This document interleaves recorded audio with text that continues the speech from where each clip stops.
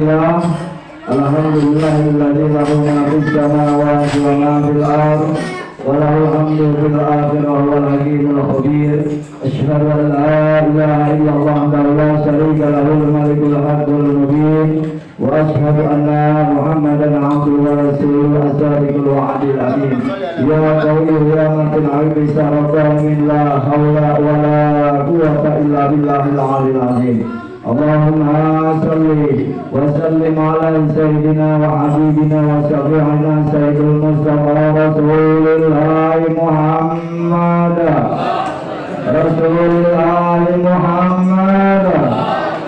al-fatihi lima ughliqa wal khatimi lima sabaq nasirul haqqa bil haqq wal hadi ila siratikal mustaqim wa ala alihi haqqa qadrihi wa miqdaril azim. فقد الله تعالى في كتابه الكريم وأصدق القائلين أعوذ بالله من الشيطان الرجيم بسم الله الرحمن الرحيم يا أيها الذين آمنوا قوا أنفسكم وأهلكم نارا وقال النبي محمد صلى الله عليه وسلم من صلى علي صلاة واحدة صلى الله عليه وسلم بها عشرا صدق الله العلي العظيم وبلغ رسول النبي الحبيب الكريم ونحن ذلك من الشاهدين والشاكرين والحمد لله رب Jamaah yang dirahmati Allah Subhanahu wa taala, wabil khusus yang saya sangat hormati sahibul majlis yakni ketua RT Digi, dan juga yang saya sangat hormati kita bersama yakni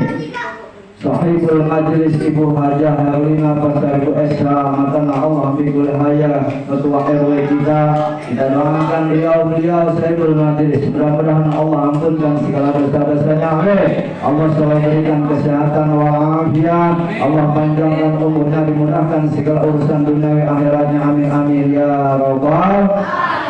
Juga yang saya sangat hormati yakni guru kita bersama yakni Al-Mukarram Al-Habib Zafar bin Ali Al-Atas Matan Allah Bikul Haya, kita doakan beliau juga semoga Allah panjangkan umurnya, amin. Allah selalu berikan kesehatan walafiat agar selalu bersama-sama kita di majelis ini mensiarkan agama Islam wabil khusus di wilayah Timur Kemayoran ini, amin amin ya rabbal. Dan juga yang saya sangat hormati juga guru kita bersama yakni Al-Mukarram Ustaz Kamarudin Ustaz Moti juga Matana Allah Bikul Haya, kita doakan beliau guru-guru kita semoga Allah panjangkan umurnya, amin. Allah selalu berikan kesehatan walafiat, dimudahkan segala urusan dunia akhiratnya, amin amin ya rabbal. Dan juga para orang tua kita, para sesepuh yang ada berkumpul di sini semua, para remaja-remaja, adik-adik semua, semoga Allah Subhanahu wa taala selalu berikan perlindungan kepada kita semua, wabil khusus daripada bala bencana khususnya virus corona, amin ya rabbal.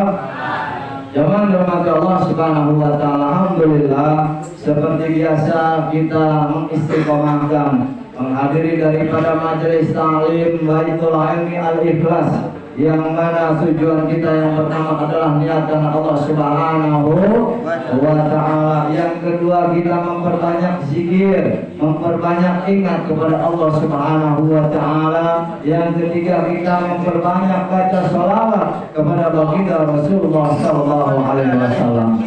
Jamaah yang dirahmati Allah Subhanahu wa taala, sesuai ayat yang saya bacakan tadi, ya ayyuhalladzina amanu qu anfusakum wa ahlikum nara.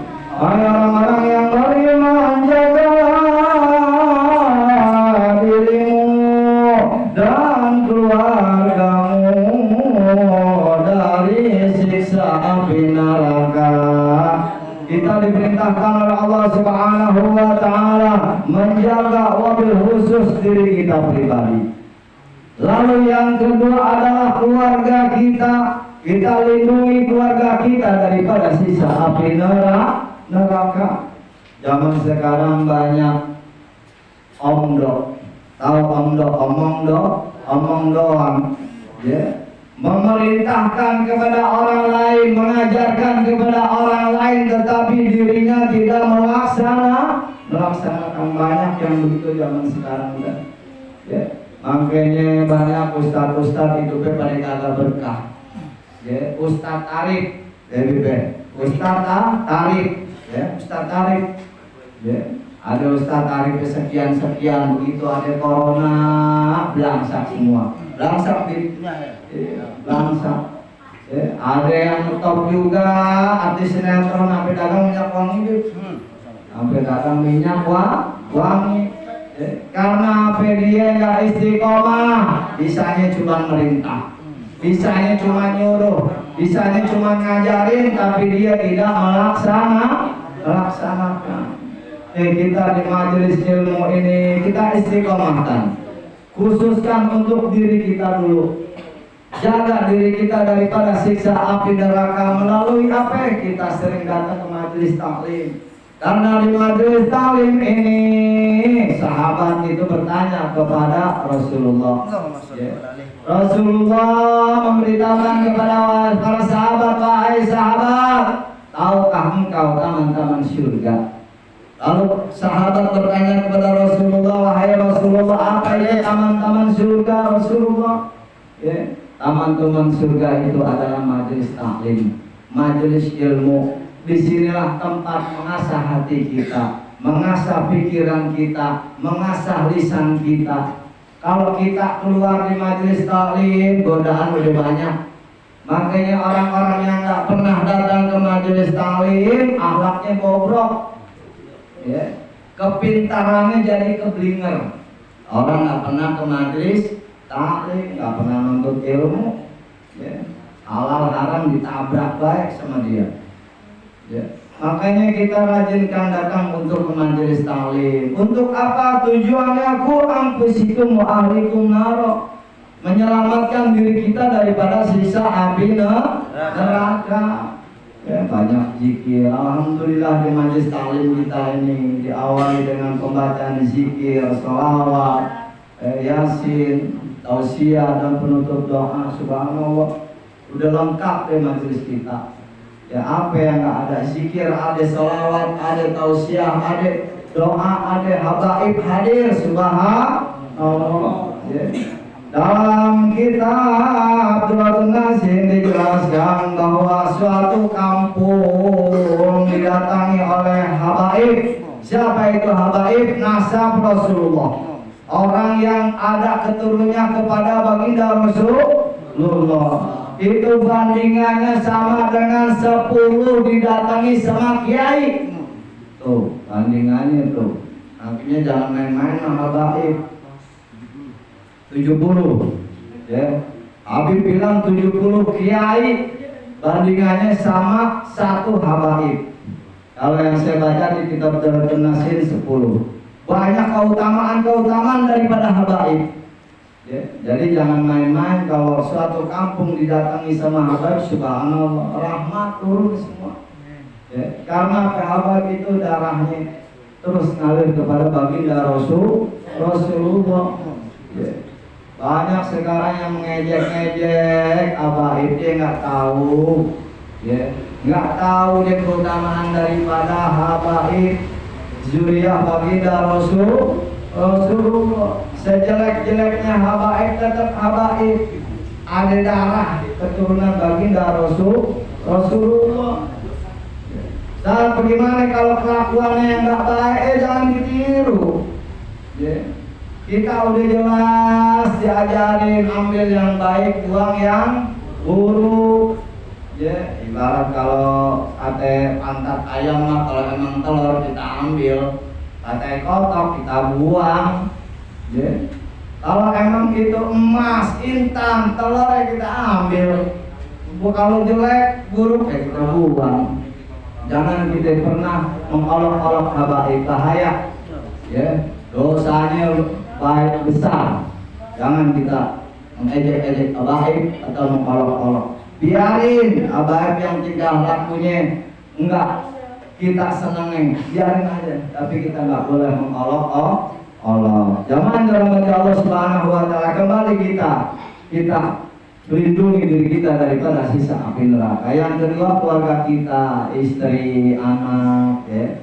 Makanya kalau suami sebagai pemimpin, sebagai imam di rumah tangga, kalau nggak dibekali dengan ilmu agama, bahaya. Lah imamnya aja kagak pernah mau ke majelis taklim, kagak pernah mau belajar ilmu agama, kagak pernah mau mendalami tentang syariat Islam, bagaimana dia untuk membimbing daripada istri-istrinya? Ya, susah. Karena zaman sekarang nih godaannya luar biasa, apalagi pemimpin rumah tangga, suami, ya. Godaan-godaan para suami-suami perempuannya nggak modelan kayak di rumah. Ya, di luar sana banyak yang ngegodain kita. Ya, rambutnya pirang-pirang kayak Belanda Depok gitu. Matanya belok-belok, ijo-ijo, kubil bakong. Tahu kubil bakong? Kayak ikan mas koki keluar. Udah rambut model-model, pakai kaos, pakai baju, modelnya udah kayak Pajero.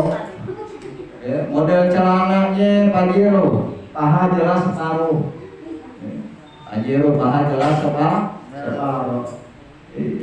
Model kaosnya model Yamaha Tekno.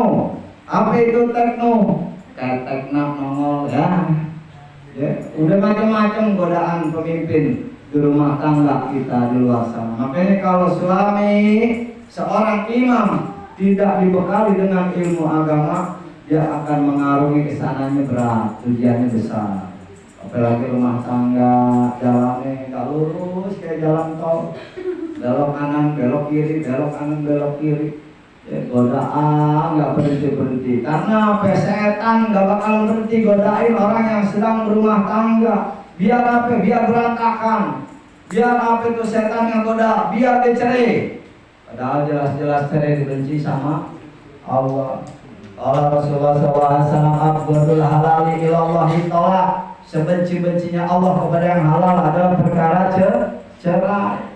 Ya. Makanya itu fondasikan diri kita dengan ilmu agama.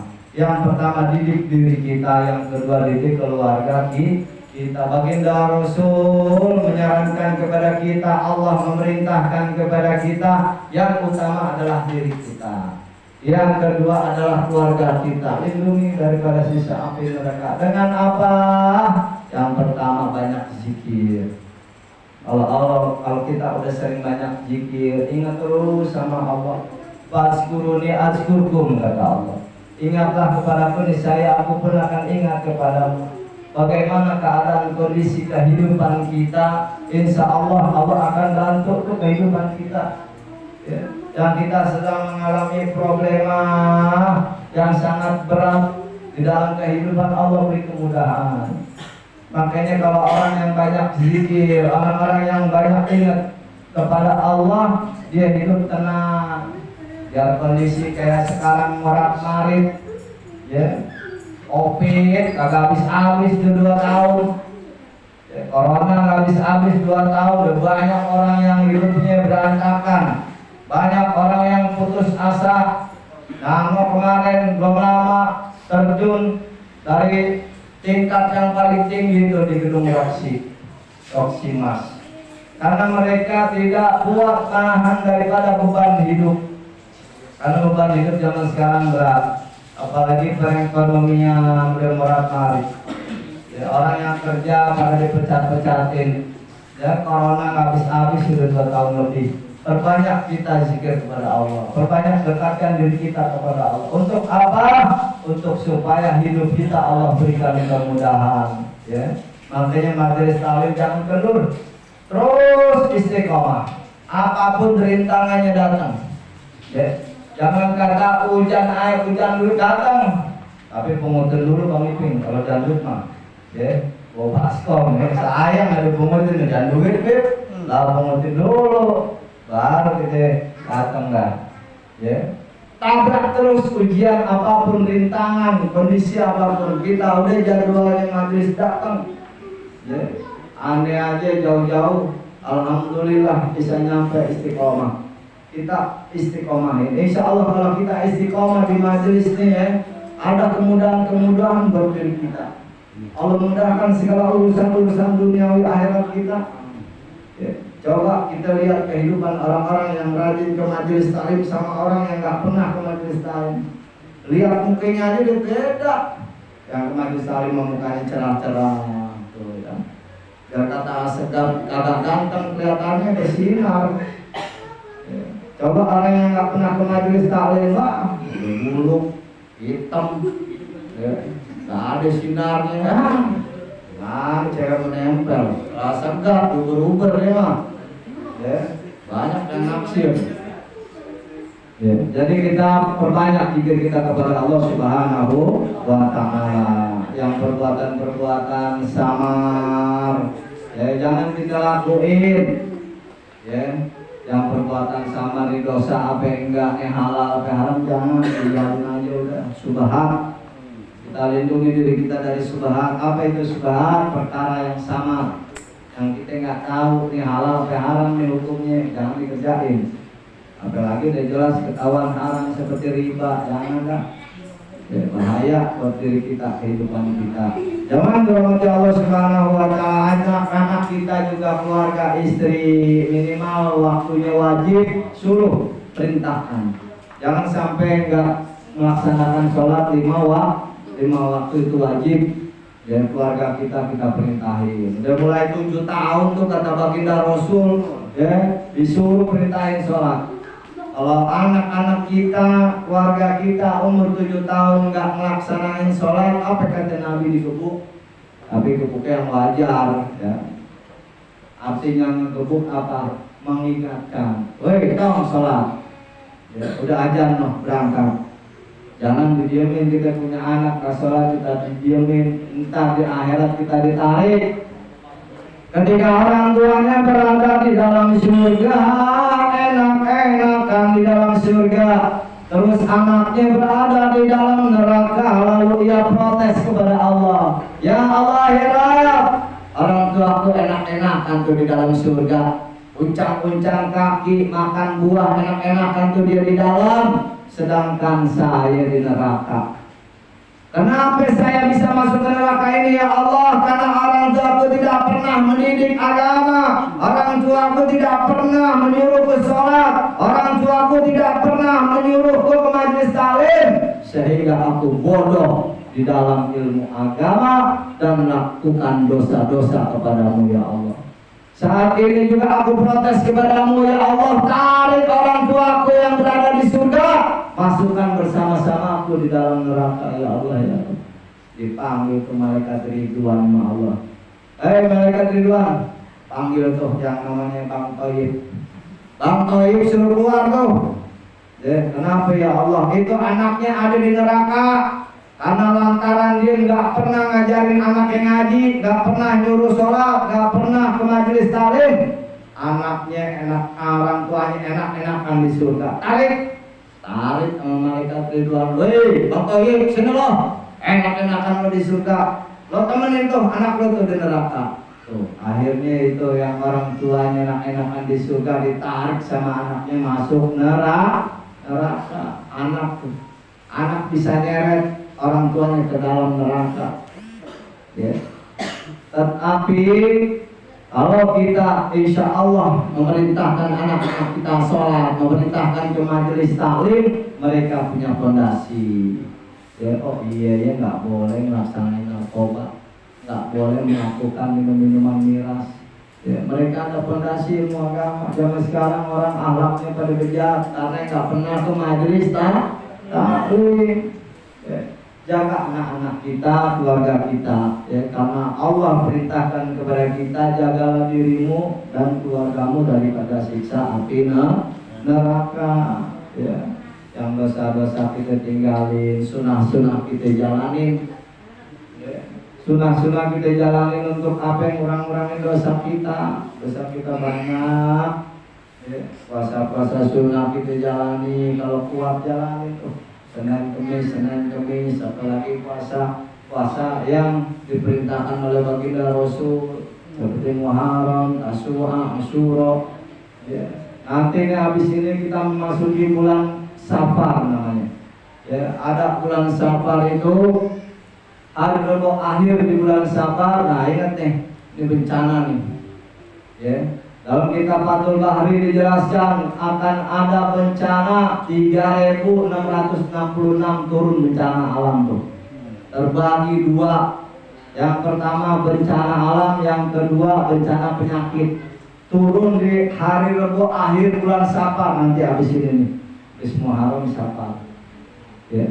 Ingat-ingat tuh, hari Rebo akhir bulan Safar. Nanti saya bagiin itu kertasnya. Ada kita diperintahkan yang namanya sholat sunnah tolak bala jam 7 pagi ya, supaya apa terhindar kita daripada bala bencana ya. Setiap hari Rebo akhir bulan Safar